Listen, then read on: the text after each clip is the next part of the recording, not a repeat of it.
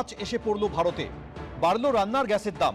শনিবার থেকে ঘরোয়া এবং বাণিজ্যিক দুই রান্নার গ্যাসের দামই বাড়ল।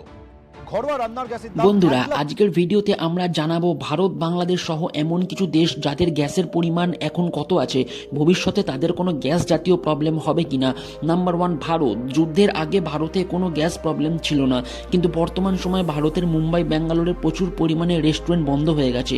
কলকাতাতে বেশি টাকায় বেশি রেস্টুরেন্ট মালিকরা গ্যাস কিনছে, ফলে কলকাতাতে রেস্টুরেন্টগুলোরও অবস্থা খারাপ। ঘরে আমরা যেই গ্যাস ব্যবহার করি তার মূল্য কিন্তু 60 রুপি করে বাড়িয়ে দেওয়া হয়েছে এলপিজি গ্যাসের ক্ষেত্রে। নাম্বার 2, বাংলাদেশ। ব্যবসাও প্রায় বন্ধ। বাধ্য হয়ে বাড়তি দামে সিলিন্ডার কিনতে বাধ্য হচ্ছেন গ্রাহকরা। আগে বাংলাদেশে যেইরকম ছিল জ্বালানির দাম এখনো তাই আছে।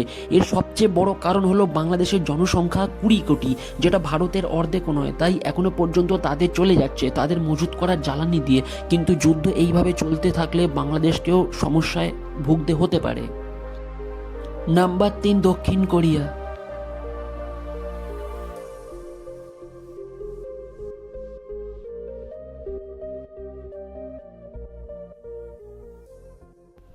দক্ষিণ কোরিয়া হলো এমন একটি দেশ যেখানে গ্যাস এবং পেট্রোল একদমই তৈরি হয় না, ফলে তাকে সৌদি আরবের ওপর নির্ভর থাকতে হয়। কিন্তু ভারত ছাড়া কোনো দেশকে হরমোজ প্রণালী ব্যবহার করতে দেবে না, ইরান সরাসরি জানিয়ে দিয়েছে। ফলে কোরিয়াতে গ্যাস এবং তেলের দাম অনেক বৃদ্ধি হয়েছে, আর ভবিষ্যতে এটা আরও আকাশছোঁয়া হতে পারে। নাম্বার 4, কাতার।